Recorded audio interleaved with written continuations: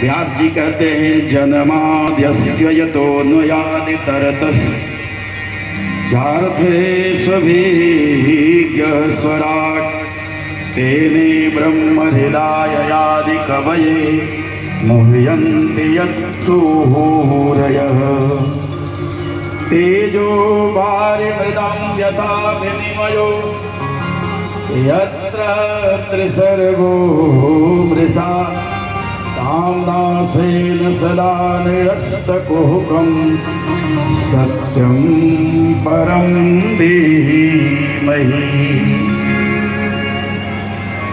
जो परमात्मा इस सृष्टि का, इस जगत का, इस संसार का जन्म आदि का कारण है और जो परमात्मा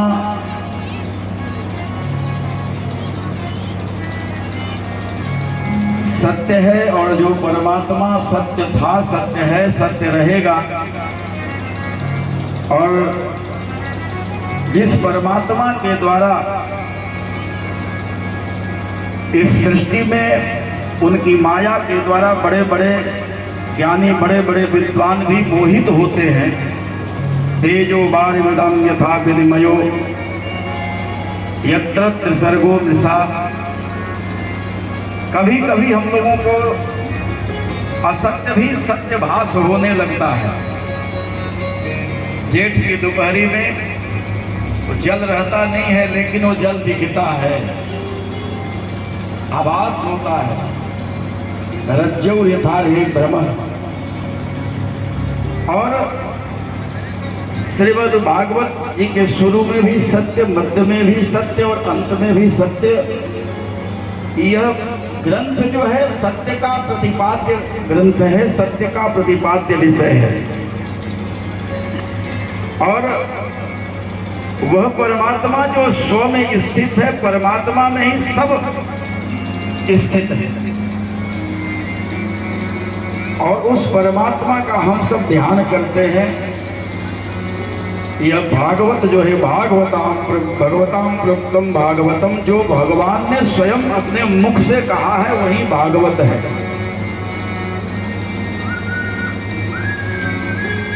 जो भगवान के लिए कहा गया है वो भागवत है, जो भगवान के भक्तों के बारे में कहा गया है वो भागवत है। तो लक्ष्मी जी बगल में बैठी थी, वह लक्ष्मी जी ने कहा कि इसमें तो मेरा कहीं नाम नहीं है। तो व्यास जी ने कहा कि नहीं, इसमें आपका भी मैया नाम है, आपका नाम क्यों नहीं रहेगा? आकि भगवत्याम प्रोक्तम भागवतम, भगवती का कहा हुआ भी भागवत ही बनेगा। जिसको भगवती ने कहा, बिना सरस्वती का, बिना भगवती का, बिना वाणी का संसार में कोई कैसे कुछ कह सकता है, कोई कैसे सुन सकता है और कैसे बोल सकता है? बिना भगवती की कृपा का कुछ हो ही नहीं सकता। उस परम सत्य का निरूपण, उस परम धर्म का निरूपण